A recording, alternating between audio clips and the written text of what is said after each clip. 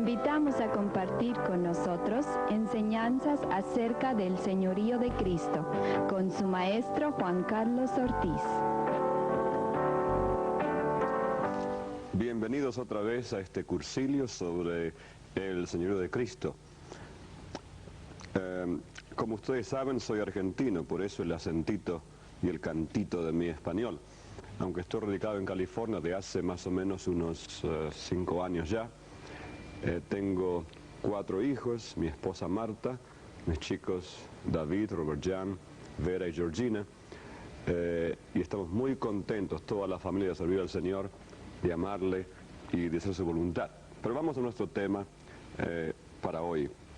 La lección de hoy es: Jesús es Señor.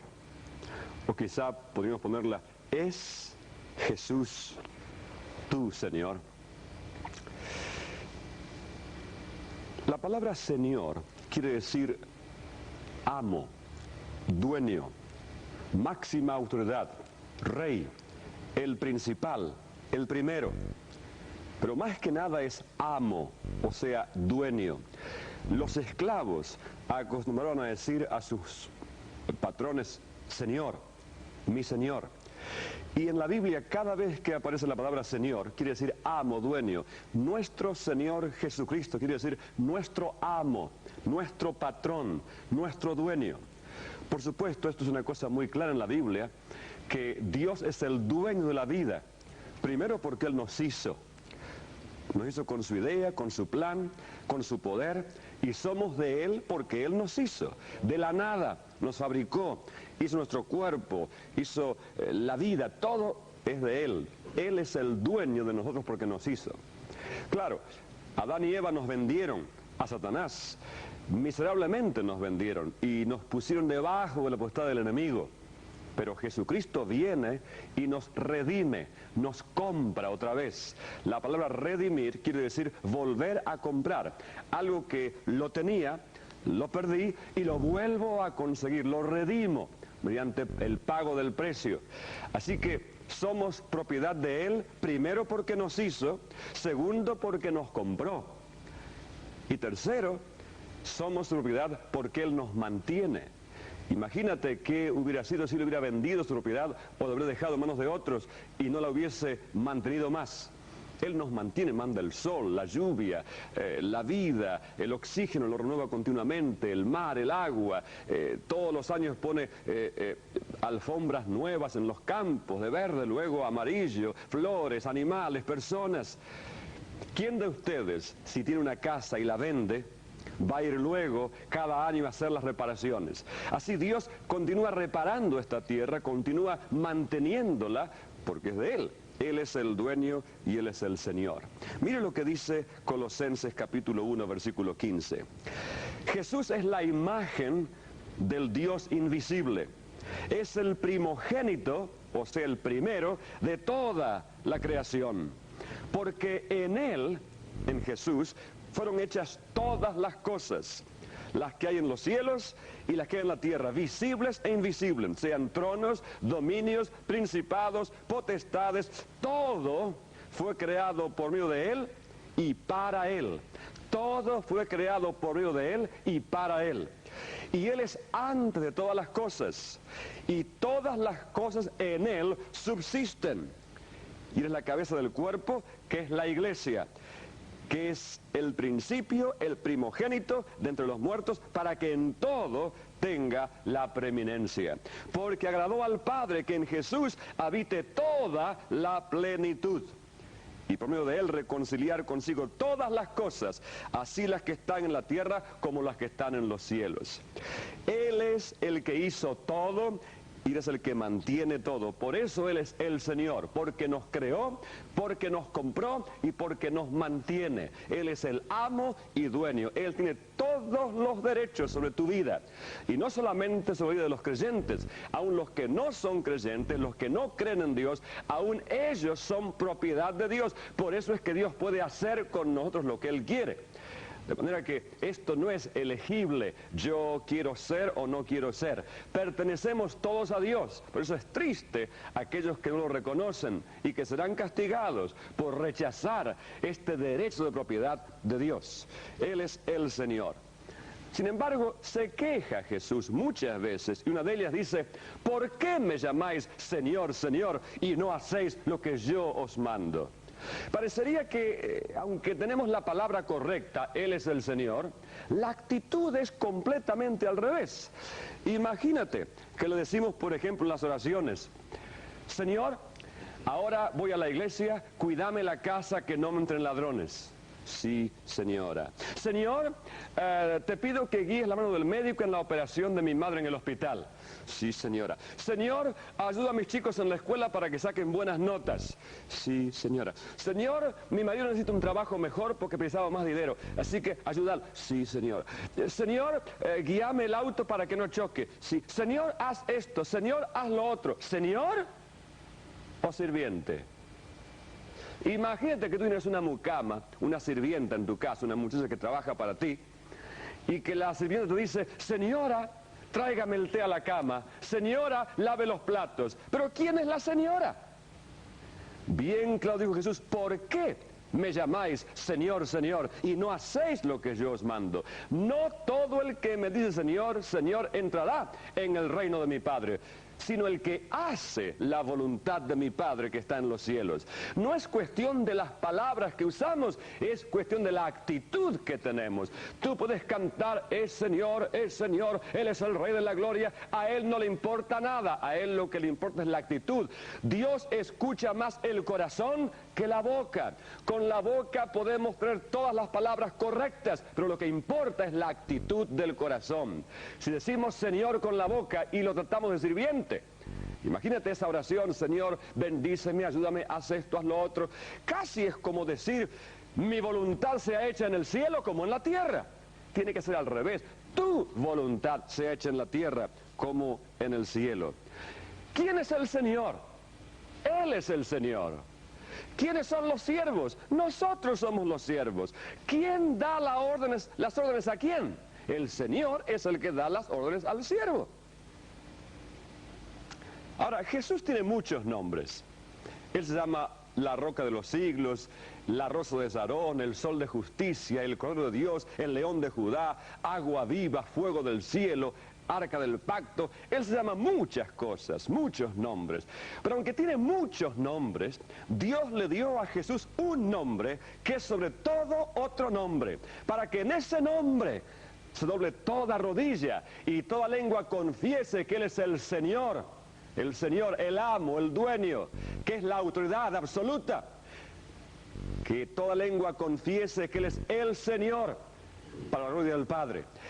Hay un nombre que es sobre todo otro nombre. Ese nombre es el Señor. Él es el Señor, nuestro Señor. ¿Sabes que en la iglesia primitiva casi nunca se le llamaba a Jesús como nosotros Jesús, en una forma amorosa? No digo que esté mal, pero en aquella época el nombre completo de nuestro Señor era nuestro Señor Jesucristo, nuestro Señor Jesucristo. Él tiene un nombre que es sobre todo nombre, y ese nombre define quién es Él, el amo, el dueño absoluto de la vida. Y sabes una cosa, que el nombre completo del Evangelio, es decir, el nombre completo de esta revelación, no es el Evangelio, como a veces decimos, voy a predicar el Evangelio, sino que el nombre completo es, porque ¿qué quiere decir la palabra Evangelio? Evangelio quiere decir buenas noticias. Es una palabra griega, evangelion, que quiere decir buenas noticias. Si yo te digo, te traigo una noticia buena, todavía no te dije nada, estás esperando, ¿y cuál es la noticia buena? Por eso decir, predico el Evangelio, la noticia buena, no es tanto. ¿Qué es la noticia buena? ¿Cuál es la buena noticia? ¿Cuál es el nombre completo del Evangelio? El nombre completo del Evangelio es el Evangelio del reino de Dios. O sea, la noticia buena del gobierno de Dios. La noticia buena que Dios viene a gobernar, a reinar. Cuando uno predica lo que le llamamos el Evangelio, el mensaje tiene que ser la noticia buena de que Dios viene para reinar. Hay que poner a la persona frente a un rey, a un señor, a un amo que viene a tomar de nuevo el control de la vida, que casi perdió por la rebelión humana. Debemos confrontar a cada persona, empezando por nosotros mismos. Tenemos que comenzar a enfrentarnos con esta realidad que Cristo es el Señor. Él viene a reinar, no para ser un adorno en la mesita de luz del corazón, para que digamos, yo tengo a Jesús. No. Él viene para gobernar, para sentarse en el trono, en el volante, para sentarse en la dirección, en tomar las riendas de la vida y ser el rey, amo, dueño y señor. El Evangelio del reino de Dios. ¿Y qué es el reino de Dios? El reino de Dios es mucho más que lo que a veces pensamos que la iglesia católica o la evangélica. El reino de Dios es todo el universo, toda la galaxia, todo lo que Dios creó y todas las galaxias. Lo que Dios hizo. Esta tierra es apenas una bolita que está flotando y volando alrededor del Sol. El Sol es el papá de una familia que se llama el Sistema Solar, al cual pertenece la Tierra, Marte, Mercurio, Saturno, Venus, Plutón. Son planetas que giran alrededor de la Tierra. Es la familia que se llama el Sistema Solar. Y el Sol es nuestro papá. Para visitar un hermano, otro planeta, hacen falta meses y años de viajes.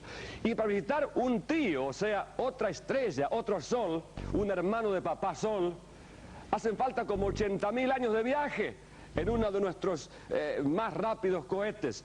Este es inmenso. Imagínate, si hace falta tanto tiempo para volar de una estrella a la otra, ¿cuánto hará falta para volar desde una punta de la Vía Láctea, la galaxia nuestra, hasta la otra punta, pasando billones de estrellas?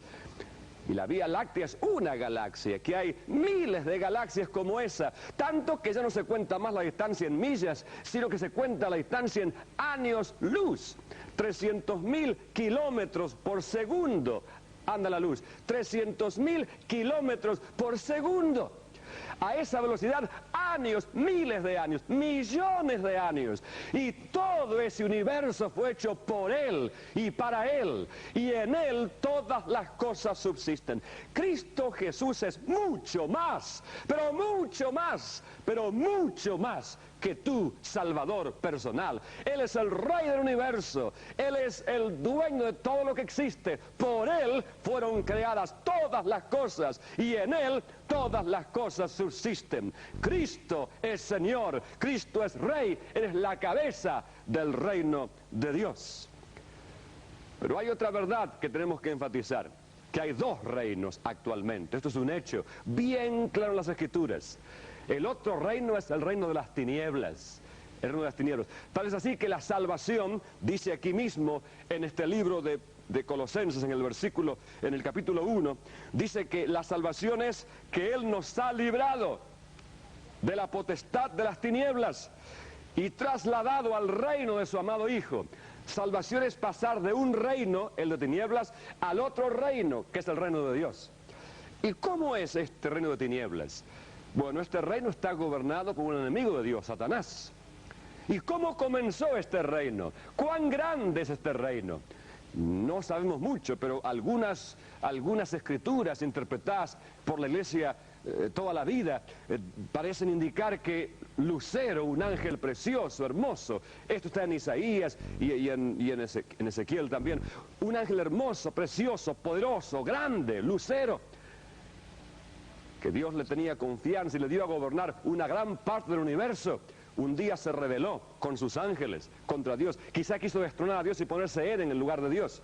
No tuvo éxito, pero por lo menos tuvo éxito en dividir el reino de Dios. Y hay una gran parte de este universo que está debajo del gobierno de Él. Y esto es clarísimo en las Escrituras. Tal es así que Jesús le llama a Satanás el príncipe de este mundo. Parecería que Él reina desde esta tierra sobre una parte del universo, que son planetas y quizá toda nuestra galaxia. Porque dice San Pablo que no tenemos lucha contra sangre y carne, sino contra principados, potestades, como contra malicias espirituales en los lugares celestiales, malicias espirituales en los lugares celestiales. Es decir, que todo lo que ven nuestros ojos del cielo, que es toda nuestra galaxia, está bajo el poder del enemigo. Por eso es que estamos luchando continuamente y hay que ponerse la armadura de Dios, de la cabeza a los pies, el yelmo, el escudo, todos los zapatos del Evangelio. Tenemos que vestirnos como soldados para poder luchar en contra de todas estas influencias que nos rodean. Estamos viviendo en el territorio del enemigo, en las tinieblas.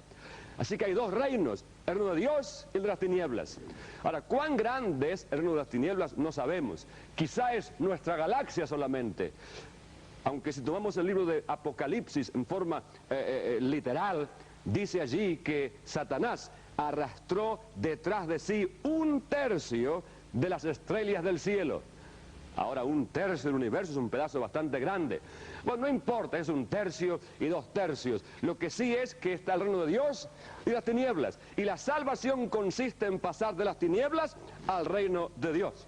Por eso el mensaje que Cristo trajo a esta tierra cuando apareció, imagínate, la tierra entera está en tinieblas, bajo el poder del enemigo, de Satanás. Cuando Cristo viene, el mensaje que anuncia es: atención, el reino de los cielos se ha acercado. Y nota las palabras, reino de los cielos. Es decir, que el reino de Dios es todo el universo. Pero esta parte está en tinieblas. Así que Dios decide enviar a Cristo a la tierra para iniciar una cabecera de puente, para empezar, para abrir en la tierra una sucursal del reino de Dios, hasta que desde allí todas las tinieblas vuelvan otra vez a Dios.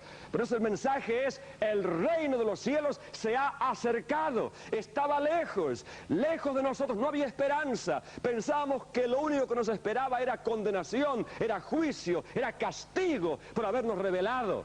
Pero aquí que la gracia de Dios manda a su Hijo para que antes del castigo, antes que Dios venga a tomar este tercio o estas tinieblas para Él en forma coactiva, en forma violenta, Él manda a su Hijo Jesús, el Rey de la Gloria, y le dice: ve a la tierra, ve a ese otro lado, ve a las tinieblas y trata de traer a mí todo eso que perdimos. Y el mensaje es: el reino de los cielos se ha acercado, el gobierno de Dios se ha acercado, está cerca de ustedes. Estaba lejos antes, miles de años luz, pero ahora está cerca. Aquí está el reino de Dios, Cristo representando al reino de Dios en la tierra. ¿Y qué es reino de Dios? Reino de Dios es un sistema donde se hace la voluntad de Dios. Aquí en la tierra todos hacen su propia voluntad. Cada uno vive como a él le parece. Cada uno hace lo que se da la gana. El grito de gloria de los hombres es: yo vivo como a mí se me da la realísima gana. Yo hago lo que yo quiero. Yo hago lo que a mí me gusta. Usted no se meta, métase en lo suyo. Déjeme tranquilo, déjeme vivir mi vida. Eso es el sistema de tinieblas. Pero aquí viene el reino de Dios, viene a implantar su voluntad aquí en la tierra. El reino de los cielos se acerca, el reino de Dios, el gobierno de Dios se acerca. Arrepentíos y creed al Evangelio. Arrepentíos significa cambien, dense vuelta, vuelvan a ponerse debajo de aquel de quien nunca se deberían haber salido. Arrepentíos y creed esta buena noticia, que el reino de los cielos se ha acercado. Es decir, que ahora es posible escaparse de las tinieblas y ponerse debajo de Dios otra vez. Eso no era posible antes, pero Cristo trajo el reino a la tierra, comenzó el reino aquí en la tierra. Vuelvan debajo de aquel del cual nunca se deberían haber salido.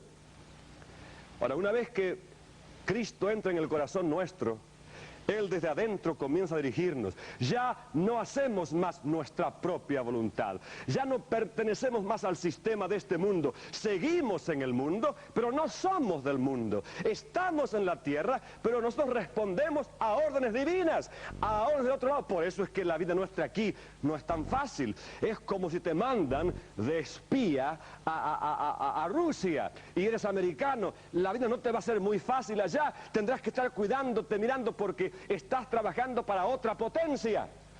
Aquí estamos en la tierra, pero no somos de la tierra. Nuestra lealtad, nuestro compromiso ahora está con Jesucristo el Rey, y queremos ayudarle a Él a traer a todo este mundo debajo de su señorío, debajo de su gobierno, para que todos hagan su voluntad y que venga su reino y que se haga su voluntad aquí en la tierra como en el cielo. Ese es nuestro trabajo.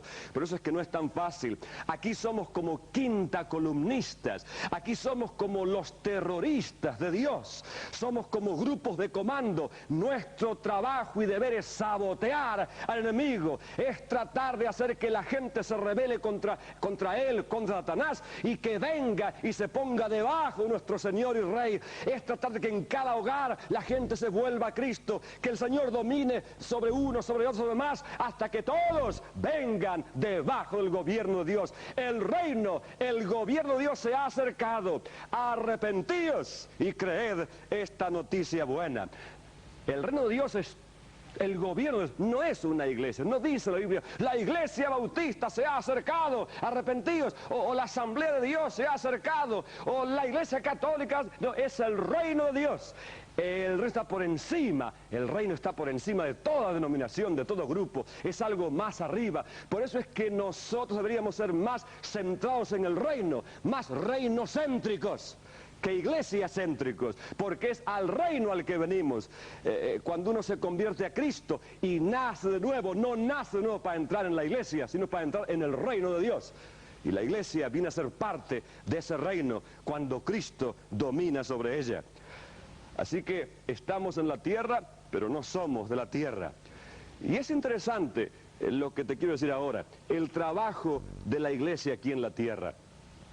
El trabajo nuestro en la tierra no es tanto en las reuniones para entretenernos, para decir qué bien predicó el hermano, qué bien cantó el coro. Cuidado, nosotros somos la guerrilla de Dios en la tierra. Tenemos que juntarnos para planear cómo vencer al enemigo, cómo arrebatar de él las vidas. Yo, por cuestiones, problemas políticos del país, fui 2 veces, me amenazaron los terroristas de izquierda extrema que me iban a matar los hijos. Así que estuve en trato con ellos por meses, discutiendo, hablando. Ellos quieren obligarme a mí a que yo lea en la iglesia sus comunicados comunistas, y yo no quería hacerlo, así que me decían, si no lo hace, le matamos los chicos. Era un problema bastante serio, eso pasó hace como 10 años, y aprendí mucho cómo funcionan ellos. Por ejemplo, un grupo terrorista se junta, una célula terrorista, en un bar, en la playa, en un sótano, en cualquier lado, y deciden, bueno, vamos a robar un banco. Entonces dicen, vos tenés que mirar al cajero, vos estudiátelo al gerente, vos estudiate a qué hora hay menos gente y más gente, vos miralo al portero, al limpiador, vos fijate qué día del mes hay más dinero en el banco. En fin, planean y van. Averiguan todo y vuelven, se reúnen. Y el líder dice, bueno, ahora averigüen, vayan a la casa del gerente, investiguen cómo son los movimientos de la casa, miren los movimientos de la policía del barrio, miren, estudian el terreno pero a la perfección. Y al mes o los 2 meses, uno compra el diario y lee, gran robo en el banco. Los ladrones se llevaron $1 millón y no dejaron pistas.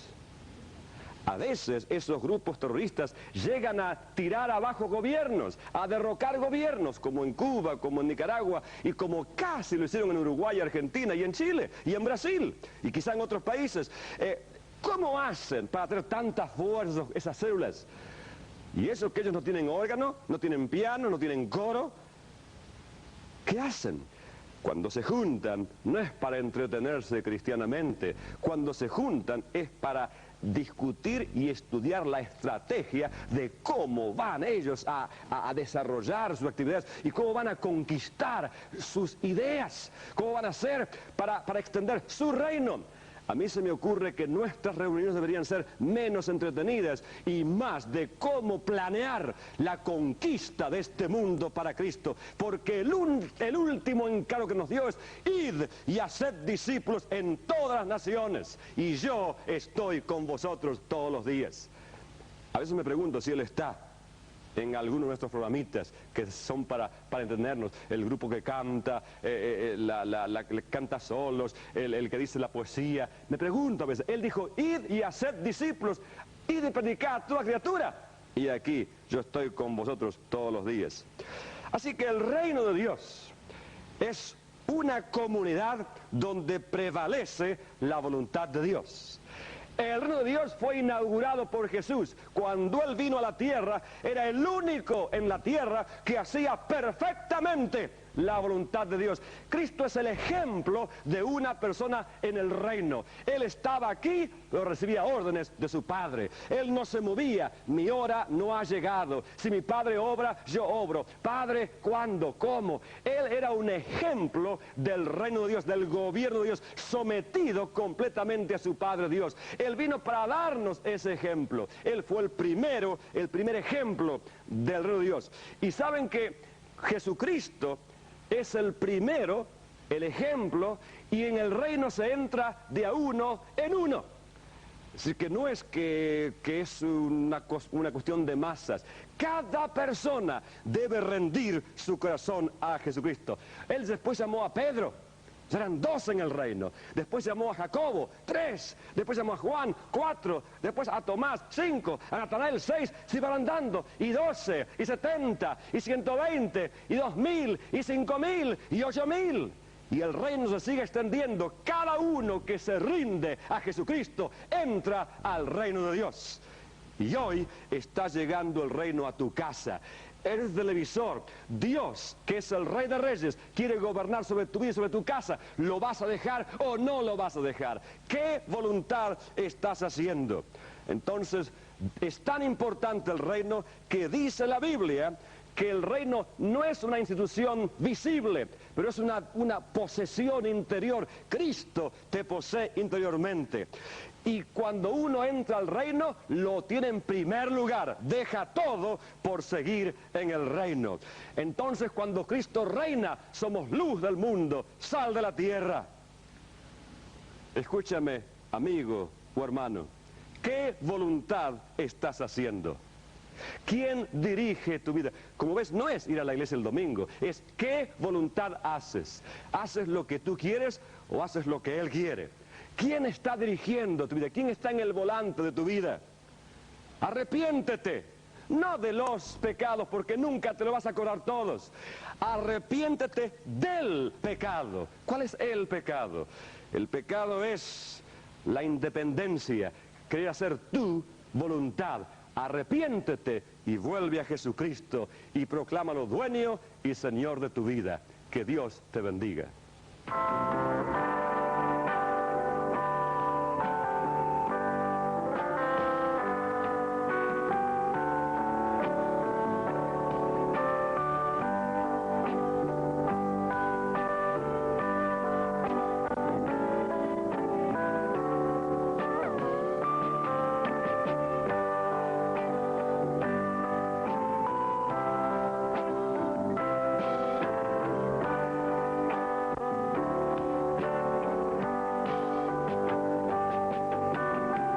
Esperamos que haya disfrutado de las enseñanzas presentadas en este programa acerca del señorío de Cristo con su maestro Juan Carlos Ortiz. Envíe sus cartas y comentarios al Señorío de Cristo, P.O. Box A, Santa Ana, California, 92711. Recuerde que Jesucristo es el Señor.